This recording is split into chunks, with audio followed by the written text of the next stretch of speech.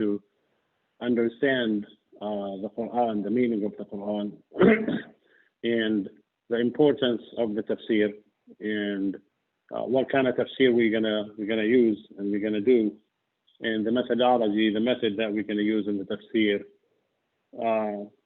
and also we will touch on the i'jaz of the Quran, which is the miraculous of the Quran. What is the miraculous of the Quran? What is this miracle? Miracle is. This is very, very important to understand before we start going in the tafsir. We need to understand the importance of the Quran, why the Quran is so important, and why the Quran, it is a life, and the life of every Muslim on earth, and it has to be the life of the Muslimin.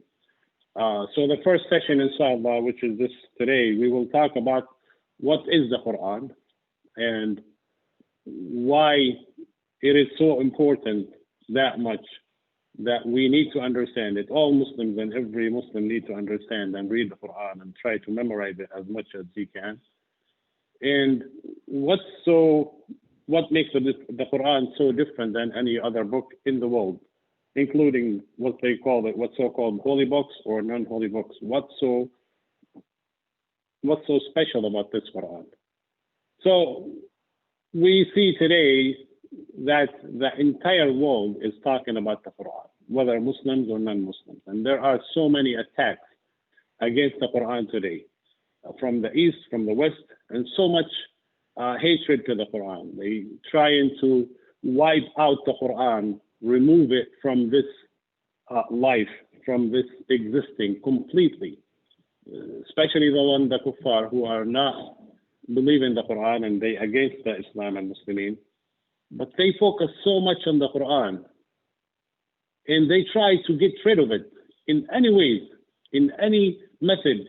They try to remove it, wipe it, burn it. Some people were trying to burn the Quran in the United States. In Europe, they put it in the garbage can. And why they do that? Why people so much hating that Quran? Why they trying to change the Quran, to manipulate it, to make a different Quran? If you ever heard of Al-Furqan al-Haq, there is a book. They try to copy and make something similar to Quran and actually to deviate people from the Quran itself.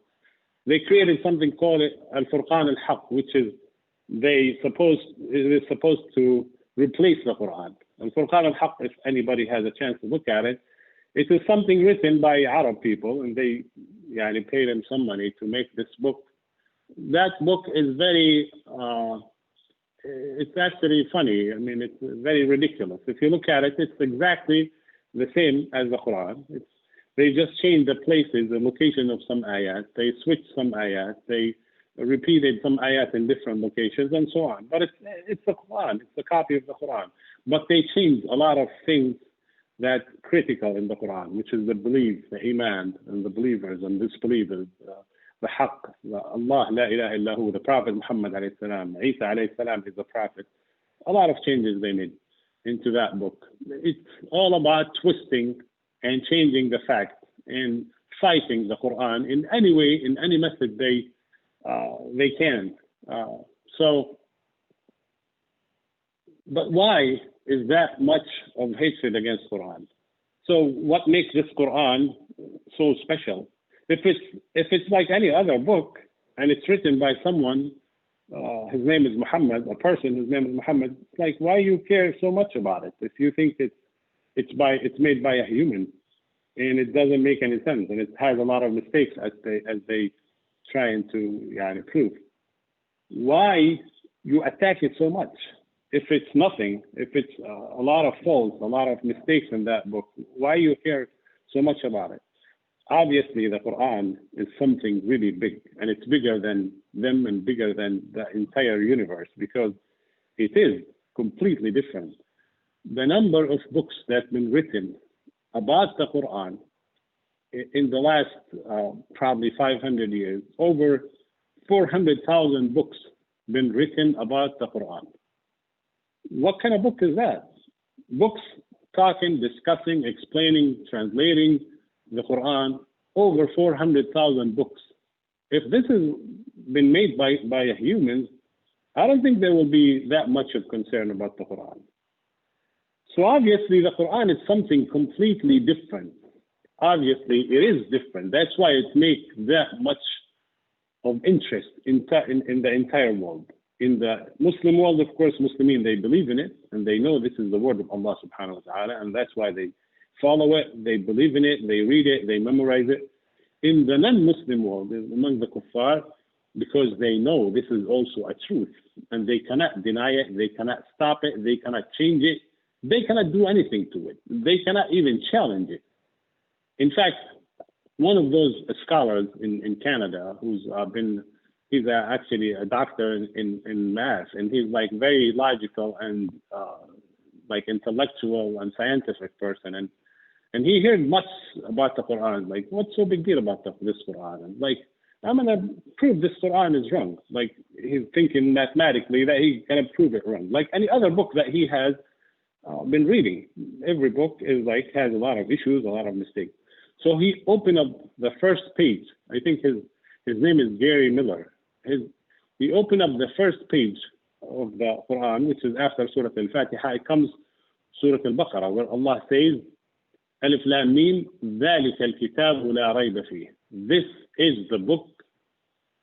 So he was shocked, like, wow, like, who can claim that this is a perfect book? What kind of human is that he's claiming that this is a perfect book and it has no issues? ذلك الكتاب لا ريب فيه هدى للمتقين. This book has no issue whatsoever. So this guy, he got very excited and he's like, I'm going to prove it wrong. So he started digging and reading, analyzing, searching about the Quran, until eventually he actually converted to Islam. And he found that this is a perfect book. He found that there is no mistakes whatsoever in that book, even though he was not even understanding Arabic. He was reading translation, but he was able to follow this in the Quran. So going back to the history of the Arab before Islam, and see what the Quran did for them and why they really believe in it, since they hear it first time and first hand. What did they find in the Quran itself to make them believe in it right away? Once they hear and listen to the ayat, they know this is something different.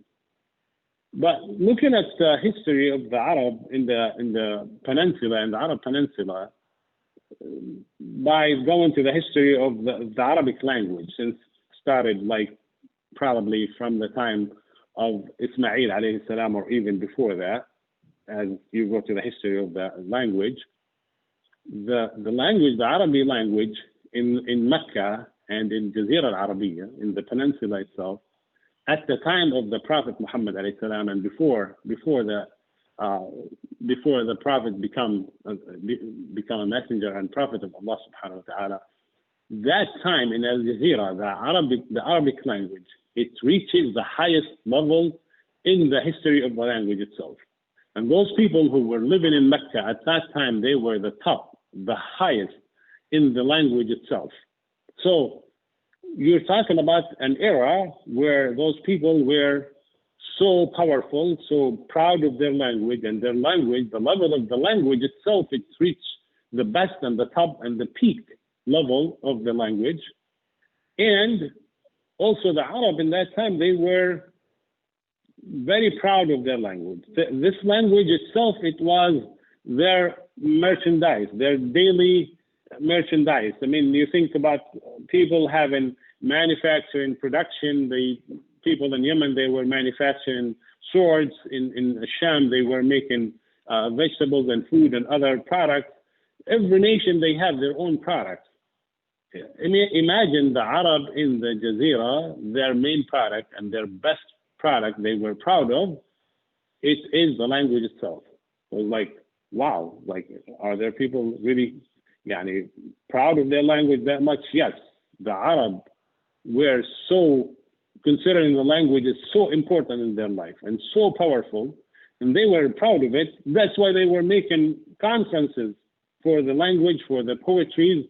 In Al Jazeera, every year they have an annual conference that they evaluate and they test it and they examine the language of the people. And people will bring in their poets and from all over the Jazeera. They bring it to the people of Mecca. The people of Mecca were the highest in the language. They were the judges, the best judges in the whole Jazeera was in Mecca too.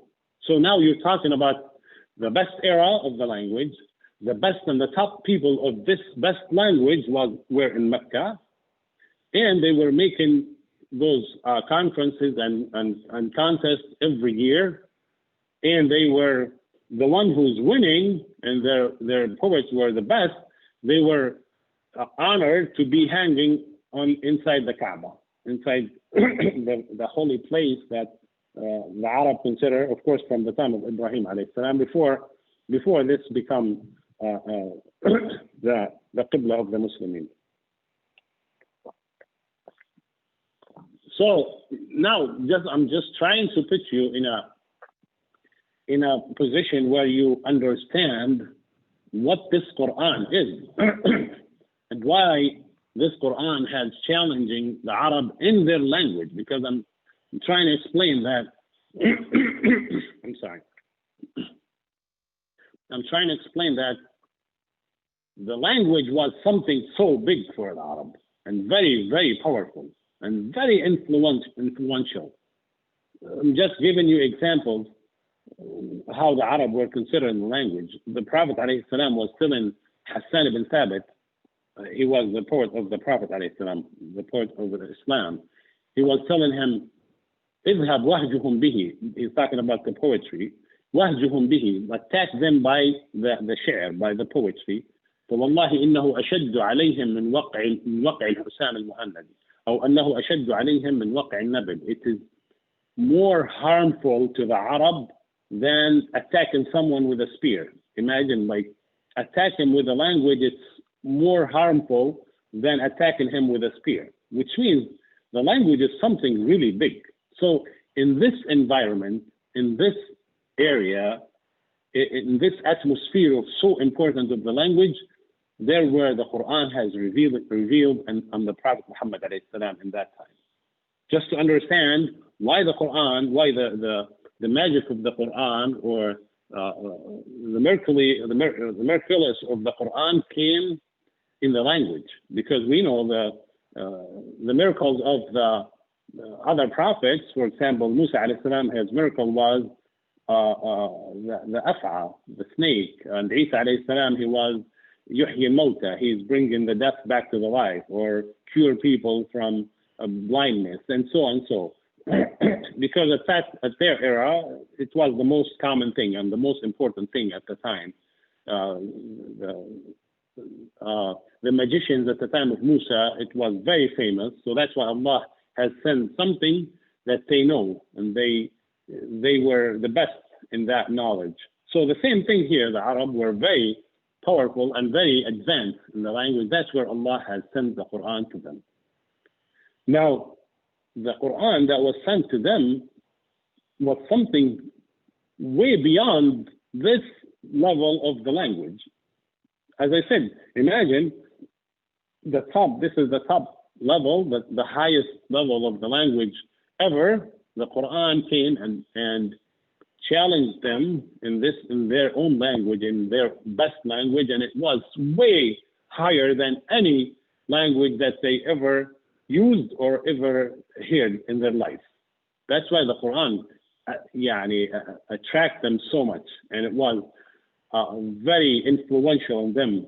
Some of them, when they hear the ayat of the Quran, they were submitting right away. Like, they cannot resist that this is something out of their capability, and they believe in it right away because they know this is different. Just like when Musa alayhi salam was showing the real snake, not the fake snake that the magicians were making. When those magicians saw the snake, they submitted right away. They knew this is not plastic, this is not fake, this is real.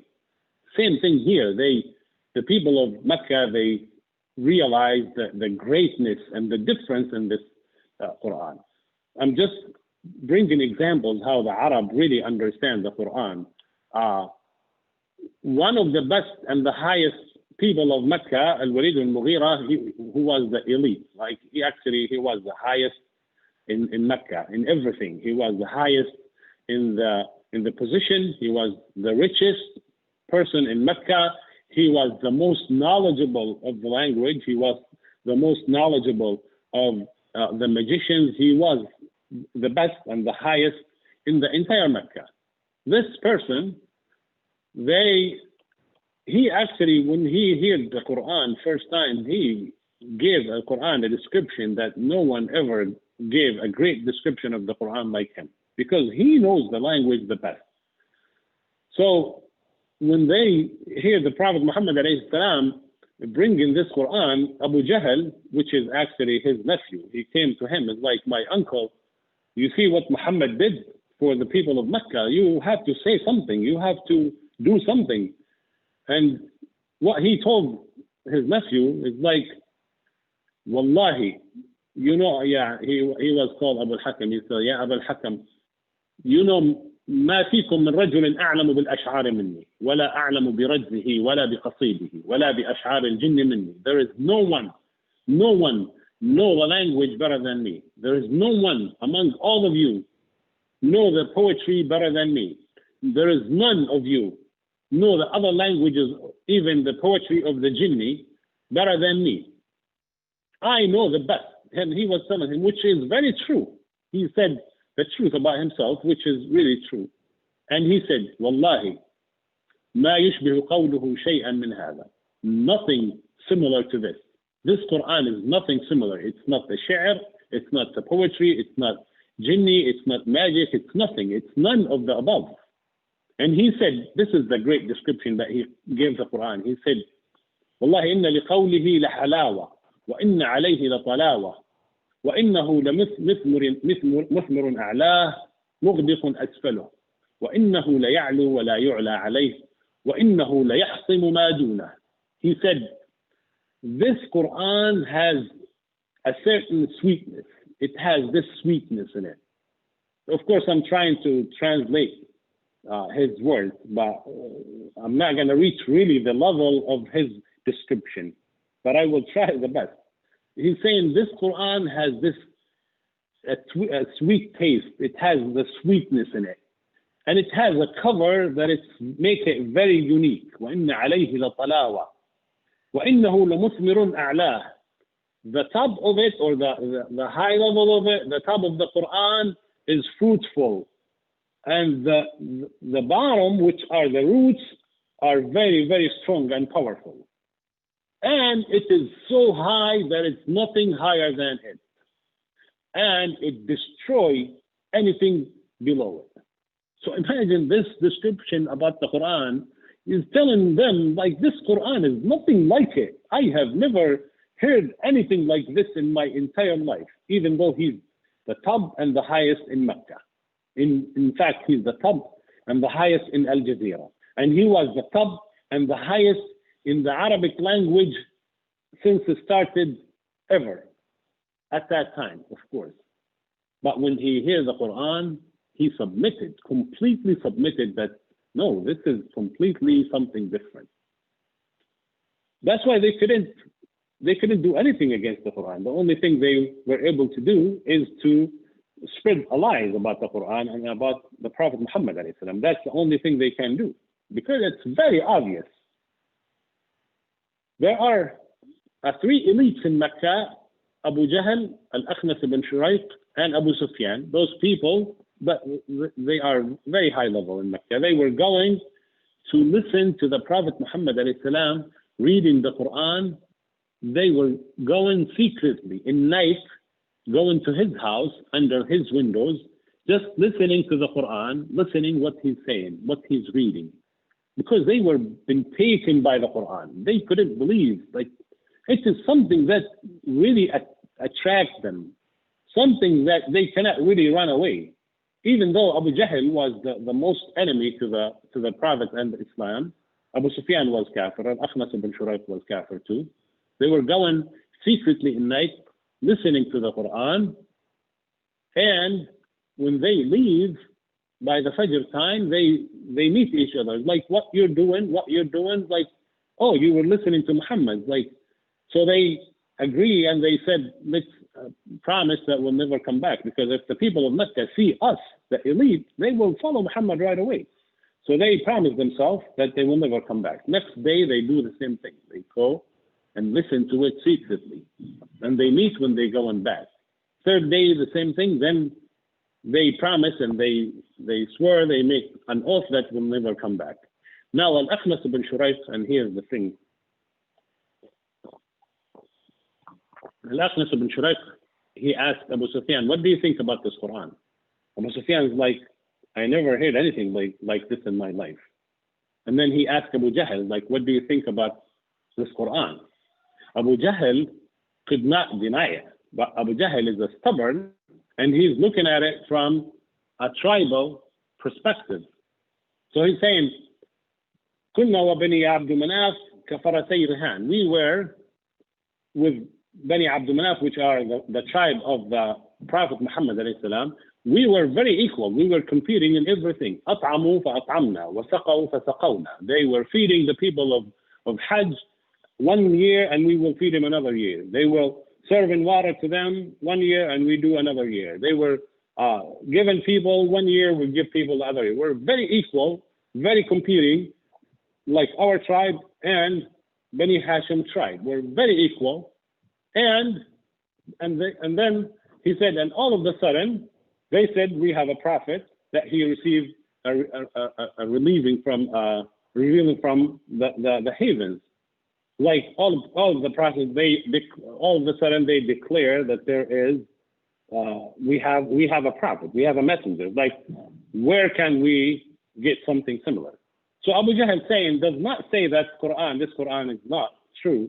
He admitted that it's different. Yes, I know this is something different, but this is not the point. My point is, like, we and this tribe, we're competing, and now they're saying we have a prophet. Where are we going to get another prophet like that? So everybody's like realizing that this Quran is so unique.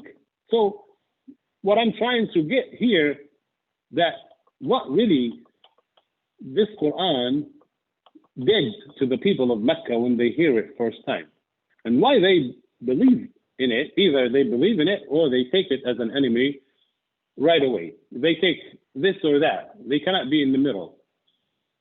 The trustworthy, the honest people, the sincere people, they believe in it right away because they have nothing against Muhammad. So they know it's true, it's very true. That's why they follow it right away. Look at Umar ibn Khattab example, when he converted to Islam, or before he converted to Islam. Umar was considering Muhammad and the Muslimin the enemy of Mecca, the enemy of the people, the elite, and they are, or Muhammad trying to destroy Mecca, and that Umar was very sincere and very honest, even when he was fighting Islam, and he never heard anything from Quran, but he know that Muhammad here is to destroy us, to destroy Mecca, and to ruin the whole community, and I'm going to kill him. So when he went to kill him, and you know the story, long story, but anyways, like when he entered his sister's house and he attacked her and he grabbed the Quran from her hand, or actually she gave him the Quran after he took the ghusl. So he looked at the Quran. This was the first time that he read the Quran in his life. He was hearing about Muhammad. He knows what Muhammad is saying. He knows everything from the people of Quraysh, but he never experienced the Quran himself. So when he looked at the ayat, he was reading from Surah Taha. Now, he read through it, like Taha, ما أنزلنا عليك القرآن لتشقى إلا تذكرة لمن يخشى. He was so taken by the ayat of the Quran. He couldn't believe, and he said, على هذا تعاديكم قريش? Is this what Quraysh is fighting you for? This great thing that Quraysh fighting you for? This is crazy. This is something great. How can Quraysh do that? Umar was very sincere and very honest.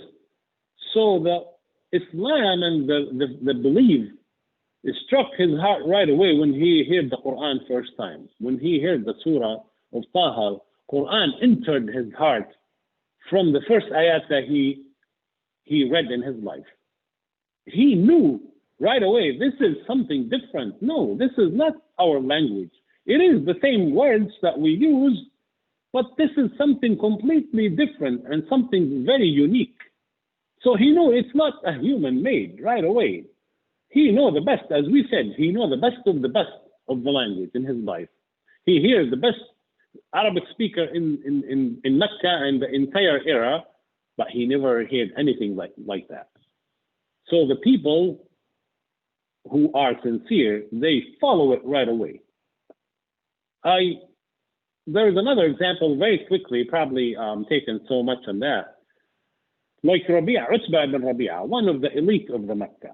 This person, he was probably the second person after Walid ibn Mughira, like one of the highest people. So he decided to speak to Muhammad and try to bring him back or have him change what he's saying or what he did to the people of Mecca. So he said, I'm going to go talk to Muhammad directly. So he went visit him. It's like he called him Yabna Akhi, my nephew, because he was related to him. So he said, Yabna Akhi, like, if you think that you need money, we could collect money to make you the richest. If you think you need to get married, we'll get you the best and the most beautiful woman. If you think that you need to be a king, we'll make you a king on us. If you think in this and this and that, he was trying to convince him to stop what he's doing, basically. So the Prophet Muhammad alayhi salam was listening and listening and listening to him. And when he finished and he said, Afaraqta ya Abul Walid, did you finish? Ya Abul Walid, they call him Abul Walid. Like, did you finish? And he's, yes. And the Prophet alayhi salam said, okay, fasma' minni, then listen to me.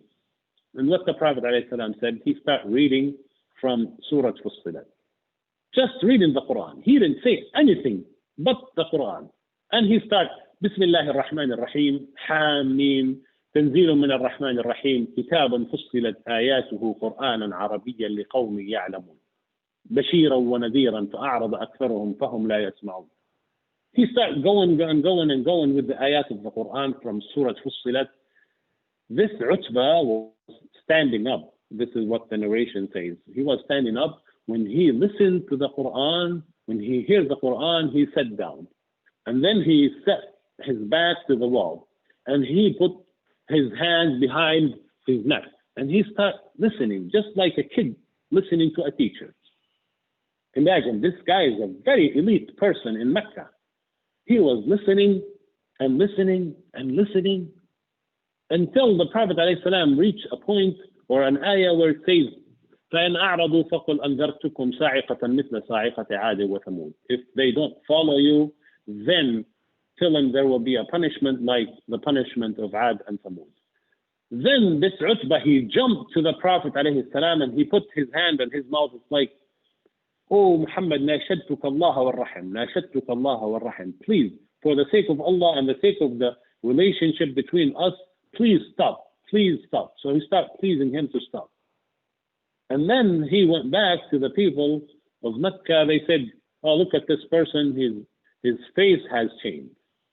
So they thought that he will make the Prophet, convince the Prophet to change, and they realized that he himself changed.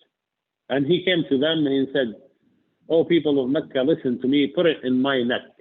Leave the guy and leave the person alone. Don't try to do anything. Nothing will stop this person. Leave him alone, please.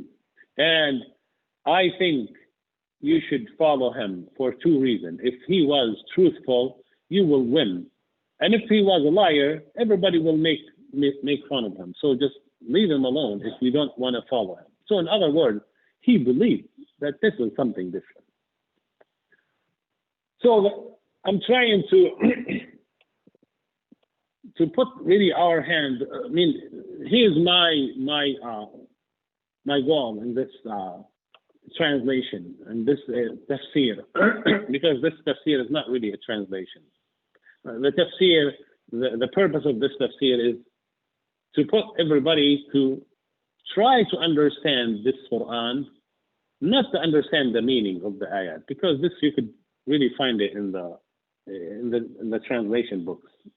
Because the Quran is not about translation; it's about really enter in your heart and influence you and control your heart.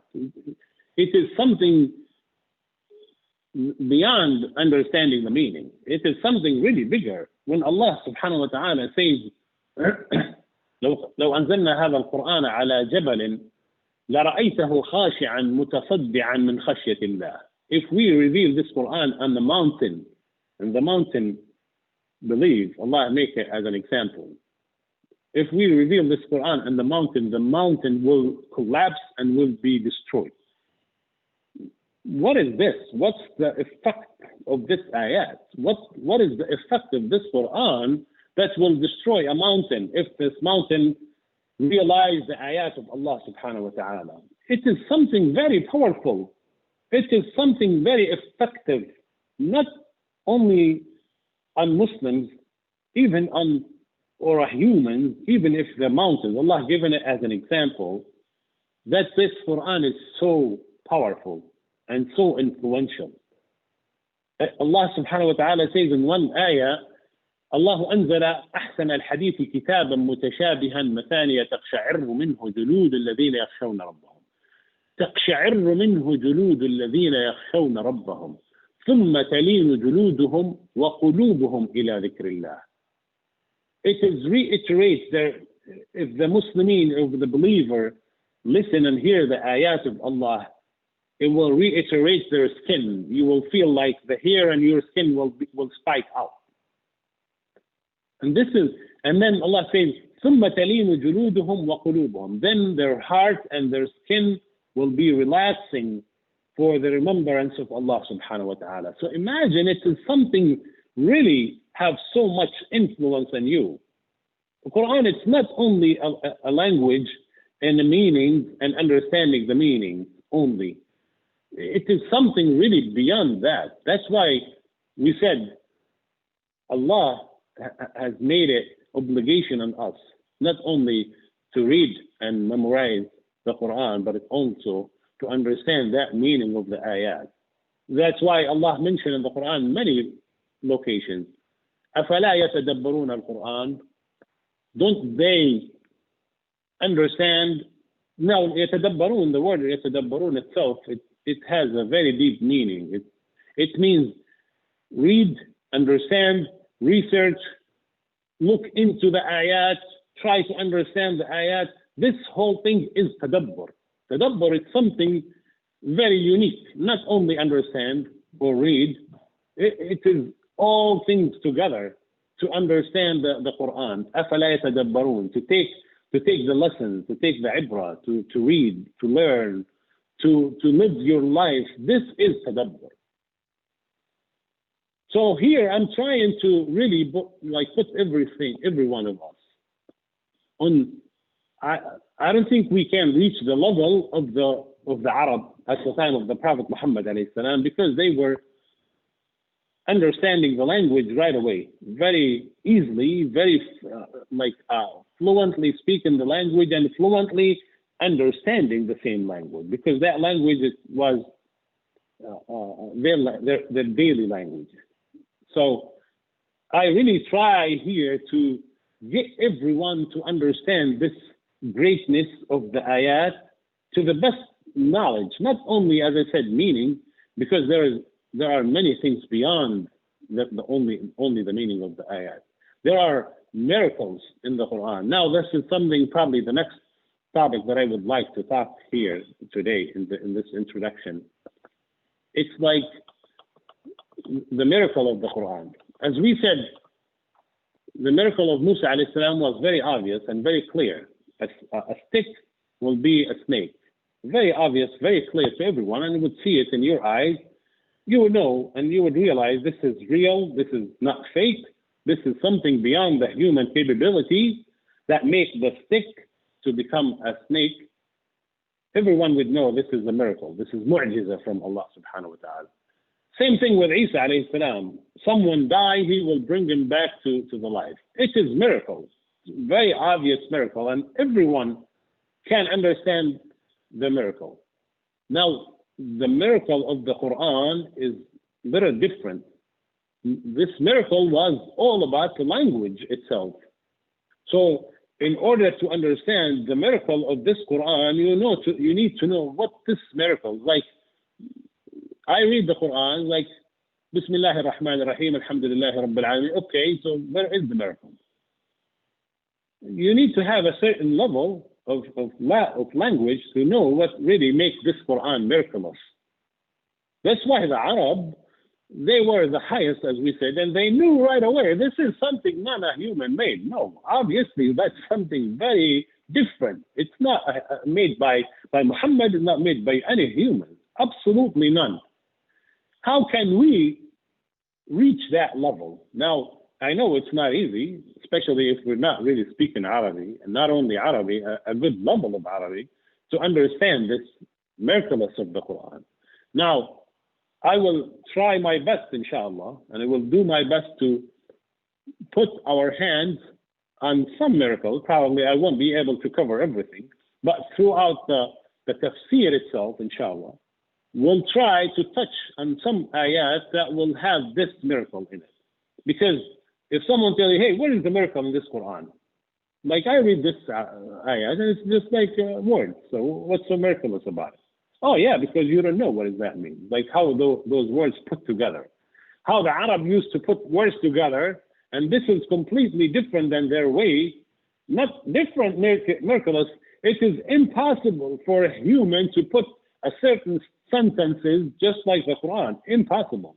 You can't, as a human, you cannot put something like this. Something in the best way, in the highest way, in everything, in the structure, in the meaning, in the powerful, in the strength, in the picture, in the imaging, in everything, in every aspect. You look at the Quran, you will see it the best and the highest and perfect, and no mistakes whatsoever. Now, as I said, throughout the tafsir, I won't be able to put everything in your hand because on some areas, the miracle itself, you need to have a good level of understanding the language. I probably won't be able to get that, but I'm sure I will be able to put our hands on some of those, at least. So we know when we say this Quran is miraculous, it is miraculous. So you see that and you touch it and you feel it in your hand and in your heart and in your eyes, inshallah. I mean, this is my goal. I will try, inshallah, I will be able to, but it all depends.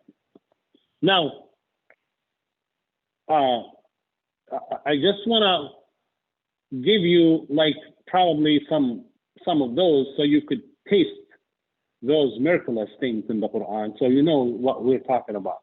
Because I don't want to be speaking something that you're not really aware. Because I'm sure many will question, like, you said miracle and miraculous, what is that? Like, I'll probably throw here some examples so we could feel it and see some of those uniqueness about the Quran. As we said, let me throw this example of the ayat where the Prophet Muhammad والسلام, when he was reading Surah Al-Najm on the Arab. Now, if you remember the story of Surah Al-Najm, the people of Mecca, the Prophet Muhammad والسلام, called all the people of Mecca. And as usual, he was doing this a lot. So he called them at once, including the elite and everyone. And he started reading and reciting the Quran on them. One of those surah that he was reading was Surah Al-Najm. Now, Surah Al-Najm, if you read it and if you try to feel it, to sense it, not only understand the meaning, but try to feeling the tune, the rhythm of the ayat itself, it will attack your heart. It will take you. It will control you completely. Wallahi, it's like going through it. وَالنَّجْمِ إِذَا هَوَى مَا ضَلَّ صَاحِبُكُمْ وَمَا غَوَى وَمَا يَنطِقُ عَنِ الْهَوَى إِنْ هُوَ إِلَّا وَحْيٌ يُوحَى علمه شديد القوى ذو مرة فاستوى وهو بالأفق الأعلى ثم دنا فتدلى فكان قاب قوسين أو أدنى. And go on and on. The ayat was so effective on the people of Mecca. Everyone was open their eyes and ears and hearts and listening and absorbing and drinking from those ayat. All the people of Mecca, and they were taken. It's like magic on them completely. Wallahi, it was like unbelievable. Something like someone like choke you, and he put his hands on your neck and he choked you. They were completely taken until the Prophet ﷺ was reading all the way to the end of the surah. Imagine this surah is big. It's not a small surah. He was able to read it with no interruption until he reached the end of the ayat where he says, أَفَمِنْ هَذَا الْحَدِيثِ تَعْجَبُونَ وَتَضْحَكُونَ وَلَا تَبْكُونَ وَأَنْتُمْ سَامِدُونَ فَاسْجُدُوا لِلَّهِ وَاعْبُدُوا. The end of the ayah says, فَاسْجُدُوا لِلَّهِ وَاعْبُدُوا. Then bow to Allah, do sujood to Allah. All of the people of Mecca, at one point, they all did sujood with no one did not follow the order. All of them follow the order of the ayat.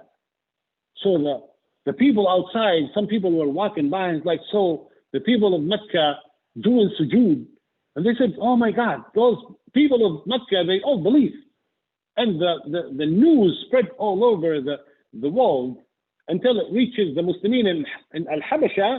And they said, the people of Mecca, they all believe in Islam, believe in the Quran. And I saw them, people saw them doing sujood, and that's it. So actually people, the Muslimin in Habasha, they went back, they came back because of this news. Now, here, I'm trying to show like how much influence in those ayat, those people of Mecca, they could resist. When he told them sujood, they all did sujood. What kind of power in those ayat? People like Abu Jahl, Al-Walid al-Mughira, the one who hate Muhammad and hate Quran and hate Islam, and they were fighting Muslimin day and night, they did sujood when they hear the ayat. So what kind of power is that? It is something they cannot resist. It is beyond their ability to resist. That's what the power of the Quran. So there are so many ayat in the Quran, it will control your heart completely. You know, there's ayah in the Quran in Surah Hud.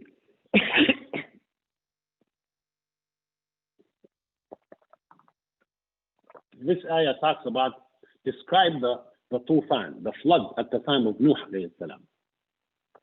And it describes the flood and the tufan, and this ayah itself, it only picture the end of the tufan and how Allah ended this tufan, this flood at the time of Nuh, where it says, وَقِيلَ يَا أَرْضُ ابْلَعِي مَاءَكِ وَيَا سَمَاءُ أَقْلِعِي وَغِيضَ الْمَاءُ وَقُضِيَ الْأَمْرُ وَاسْتَوَتْ عَلَى الْجُودِيِّ وَقِيلَ بُعْدًا لِلْقَوْمِ الظَّالِمِينَ.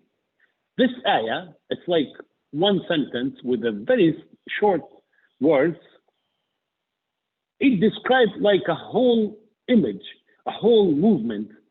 It's like, if some of you, I think you have seen probably, there were some movies about Nuh alayhi salam. They were make this ship that going in the flood, and the flood is high like mountains. It's so much details. This ayah, it describes the whole situation in a very few words. You know what some of the scholars say?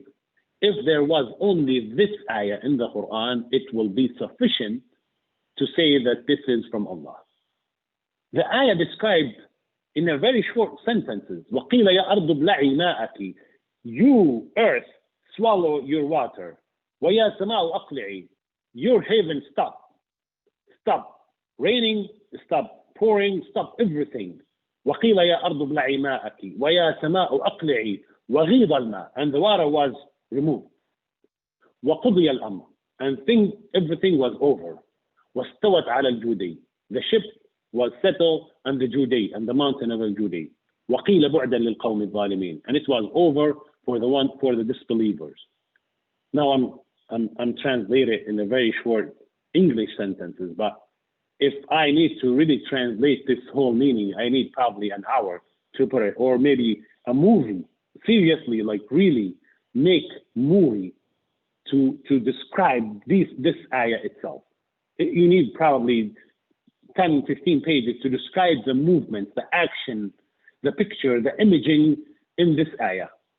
This ayah itself, if you really try to understand the description of the powerful of the description of this ayah, you will know that this is beyond the human capability to put this great event in a few sentences, in a very short words and very short sentences, to give this great meaning. This is something beyond the human capability. No, they can't. One of the kuffar, when those kuffar, they came to one of the highest and one of the top writer. He was an Arabic speaker. His name is Abdullah ibn Muqaffa. And he was a great person, very smart, very intelligent, very great in the Arabic. And they told him, hey, can you write something like Quran? And he took the challenge and he said, yes, just give me some time.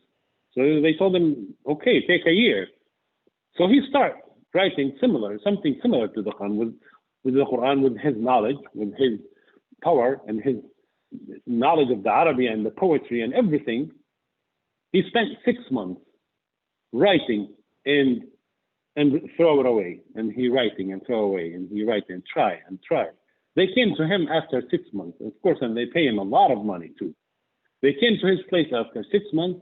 They found him sitting on a table, a lot of papers around him, and shredded papers here and there and here and there. And he put his hand on his head, and they said, "What happened?" And I can't. No, that's something beyond my capability. I can't. That's something not doable. No one can do it. Even him, with his high level of language and poetry and all this knowledge that he knows, and he's a wise man, he said, no, I can't. No, it's something beyond my capability, beyond anyone's capability. So here I'm trying to touch base. I'm sorry, probably I'm taking so long. I was very emotional about this, but wallahi, it's something really unique, and I will do my best to put you in that feeling, to make the Quran touch your heart. Because if it doesn't, I mean, you would read the Quran, you would get the ajr, inshallah, but you need to get this feeling into your heart, into your blood, so you live the Quran, you eat the Quran, you smell the Quran, you do everything in your life, and you would realize what makes this Quran so different and so unique than anything else. I haven't actually been able to finish up all the examples that I have, because I know probably I spend some time on other areas, but inshallah, next time we'll continue on, and we'll talk about the translation or the tafsir of the Quran, and we'll inshallah talk about our method and methodology and how we're going to do the tafsir and what we're going to follow to do the tafsir, inshallah. And we'll go from there, inshallah. Barakallah feekum wa jazakumullahu kulla khair. I will open up for questions if anybody has any questions.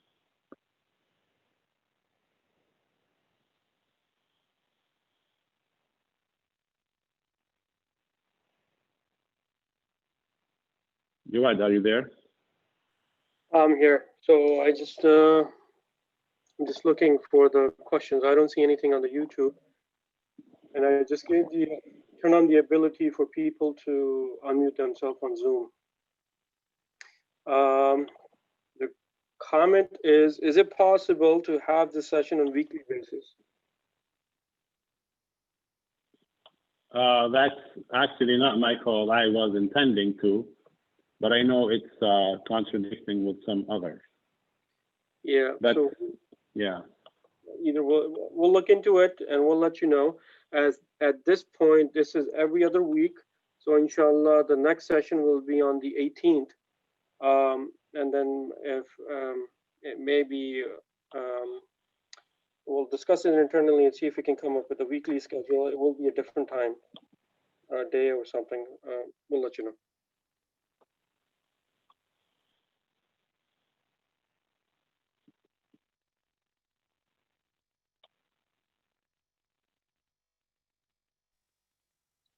Okay. We're here to remind you, inshallah.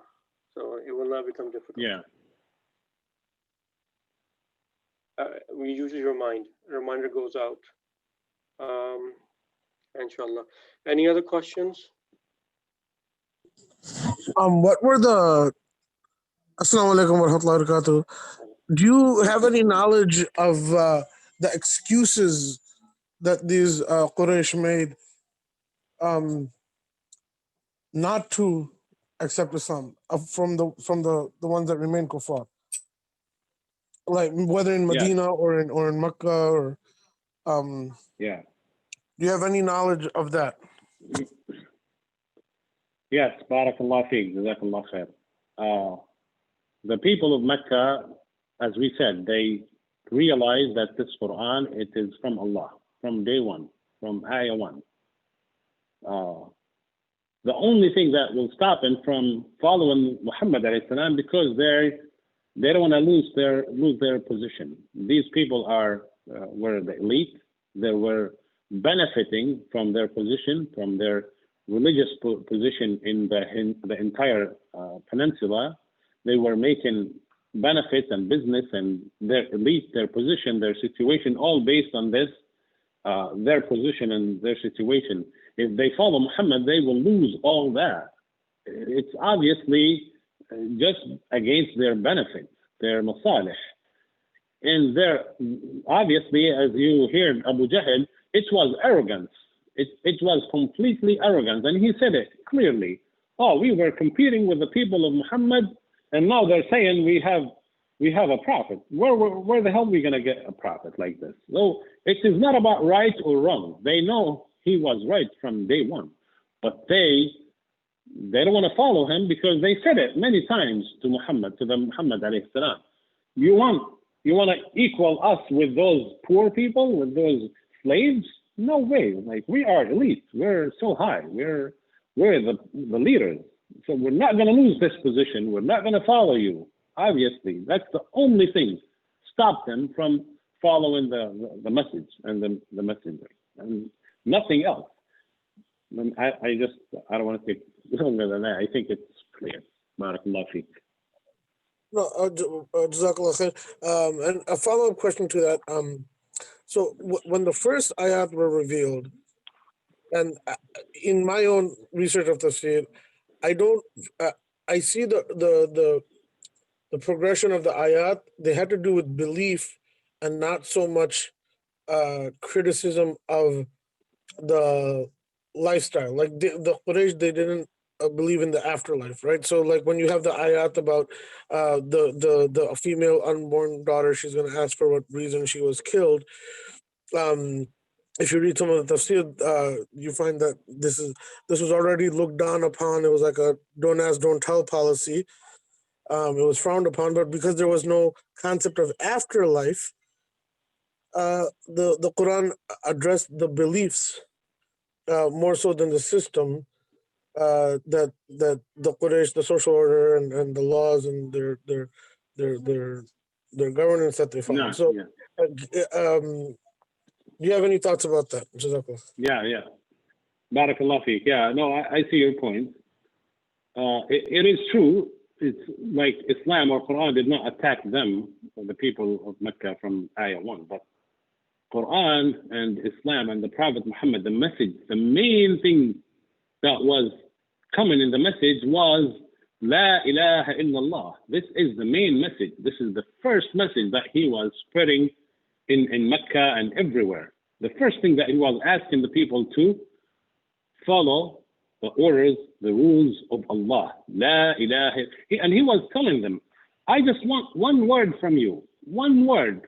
Just say it. And you will be the leader of the world. And they said, oh, we'll give you 10 words. What is that word? He said, just say La ilaha illallah. They didn't know. So they know what this word means. This word means there is no one to obey, no one to follow, no ruler, no rules, nothing to do in your life, in your daily life, in your rules, nothing but the orders and the rules of Allah. And people know that from the beginning. Like one of the Bedouin, he saw that the people of Mecca, they fighting and they torturing the Muslimin. And he said, why are they doing this to those poor people, to Muhammad? What's going on? What's wrong? And they said, what he's looking.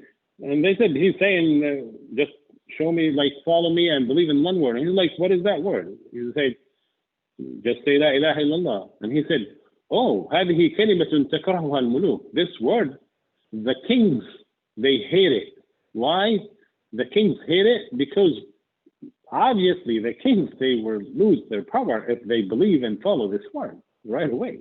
Because there is no elite, there is no controller, no ruler but Allah, not the king, not his people, not his benefit. No, only and only Allah. That's why. Barakallahu feek. So the next question is, how could a Quran be a miracle for Arab today when they're very weak in the language, not to mention the non-Arab speaker? I'm not very clear. What is that question again? Can you repeat it? The question is how the Arab who are very weak in the language today can understand the miracle of Quran. And if that is the situation for the Arab, then what about the non-Arab, non-speaking Arab? Oh yeah, that's a good point. I think the brother he got a good point. That I agree with that. I absolutely agree that the Arab people today, they barely understand the official and the high level of the language. I mean, I don't want to say all of them, but many of them. The level of understanding the language is very weak, and their language getting actually weak and weaker. That's true, and that's no doubt. Now, but compared to non-Arabic speakers, they still need to put a little bit efforts to understand probably the ayat of the Quran. Now, the thing is, the Quran itself, it's not very complicated to understand. If you understand general Arabic, I mean, if you average person who graduated from high school and speaking the average Arabic language, you just need a small effort to understand the Quran. Because as we said, the Quran is it's not hard to understand. No, it's very actually simple and easy to understand. But you need to put some efforts. Now, as the brother said, the Arab today are very weak in Arabic language, which is true. In fact, the Arab, the level of understanding the language started from the 3rd century after the Prophet Muhammad ﷺ. The weakness of the language started from there. That's where the grammar started in that era. The grammar of the Arabic language started in that era because there are so many people, non-Arabic speakers, they entered Islam and they start messing up with the language, start messing with the Arabic itself. That's why the Arab authentic speakers like, wow, there is a problem here. We need to put rules, regulations, grammar to the language because it seems like the language is going away. It's getting weaker and it's getting messy. Now, today, comparing to 300 years after the Prophet, it's way worse, of course. That's why we are focusing on learning the Arabic and learning the Quran itself, because the Arabic language itself is a key to understand Quran, because you will never understand it completely if your level of Arabic is weak. So that's, yes, it is encouragement to everyone to start understanding the Arabic language in order to understand the Quran. Now, how to solve this problem of the weakness of the language, I think that's a different discussion. It's obvious, it is true, I agree, and it's reality, and it needs to be fixed. Now, how to fix it and how to improve it, that's different discussion. But in order to understand the Quran, you have to have a certain level of understanding the language. That's for sure. And barakallahu feek. Jazakumullah khairan. Any other questions?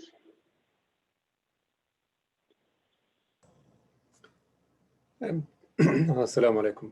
Just maybe I want to just add a comment on the last question. which is about the Quran. It's a miracle to the Arabs. I think the Quran was a miracle to the Arabs in the time of the Prophet ﷺ, who were the best in Arabic.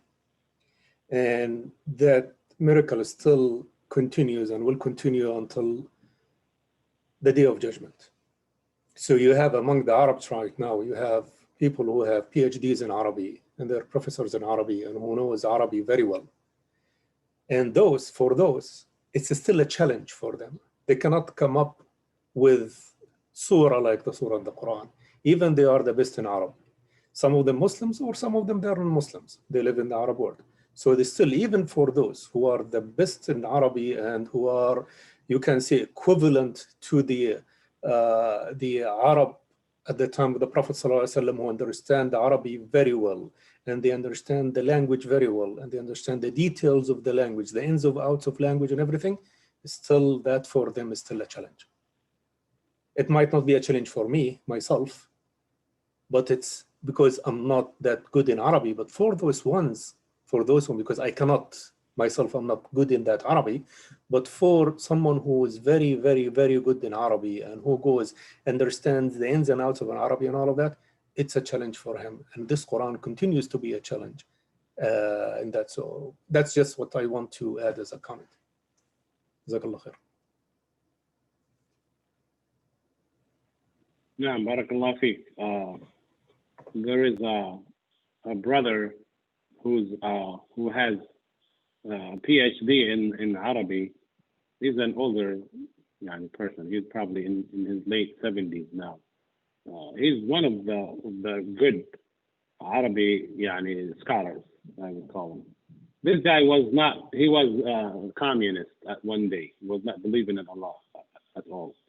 But he was teaching, and he has a PhD in Arabic. Now, at one point, alhamdulillah, he said he was able to get to reach to the belief of Allah subhanahu wa ta'ala in a way or another. Now, with his high level of knowledge in Arabic, he would tell you, the more you know in the language, the more you know this Quran is something completely different. He's very knowledgeable. By the way, he's very down to the earth. And he say, I'm not a scholar in Arabic. I don't know everything in Arabic. Even though I think at this point, he's probably the highest or one of the highest in the Arabic language in the world. But he is not considered himself that level. Anyways, but he says, the more you know in the language, the more you know this Quran, it is way beyond any human capability. And he has books, actually. He has more than 4 or 5 books talking about the miracle of the Quran, the language of the Quran. And he's trying to touch and put your hands on those. And he's telling you, the more you know it, so as brother said, the challenge is still there, even if there are people good or bad, but obviously there are still. We're talking about generally the Arab people are weak, but there are some scholars and knowledgeable in language. There are a lot of people still teaching in the universities and the schools. And by the way, there are a lot of people, they still love the language because it's the language of Islam, the language of Quran, and many people, they're at the very high level. Now the percentage of those are very small, but there are, of course. This is no doubt. Barakallah fiik. Jawad, can I give a comment on this for the Ajam? Go ahead. Okay, just for the Ajam, when my children, they asked me the same question that was posed. The way I explained it is that with any knowledge, once it's presented to the human mind, the knowledge can be copied. So whether you have binary code for computers, right? It's a language. Whether it's a computer language or it's any skill, it can be copied once it's understood by the human mind. So if Bill Gates came out with Microsoft, the Windows operating system or DOS, software. The Steve Jobs and Apple, they came out with the comparable product. If HP comes out with the laptop, then Dell, they can copy that design and very easily make a new product very similar or just like the existing one once the knowledge is understood. And the miracle in the Quran is that it's presented to the human, it's presented to the Arab and in their language, and it's understood by them, but they cannot copy it. And this is this is the miracle that lasts forever, because it doesn't matter which time you are in, whether you're here today or you were there 1400 years ago in the time of Jahiliyyah. If it's a human knowledge that has been presented and understood by the human mind, it should be copyable. It should be reproducible. And for the Quran, that does not hold true, and it breaks the natural law of the brain and thought mechanisms and language development and all of those things. It breaks that, and that's what makes it a miracle. Jazakallah khair. Barakallah feek. Well, inshallah, let's conclude and end. For now, it's every other Sunday. Next one will be inshallah on the 18th. Khalid, you want to wrap up? Yeah, barakallah feekum. Inshallah, we'll continue on in 2 weeks. If we can make it every week, inshallah, we'll do. Inshallah, we'll look into we'll it. see you. Yes, inshallah. And we'll see you next time, inshallah. Barakallah feekum jami'an. Jazakumullah khairan. Jazakallah khair. Assalamu alaikum. Wa alaikum assalam wa rahmatullah.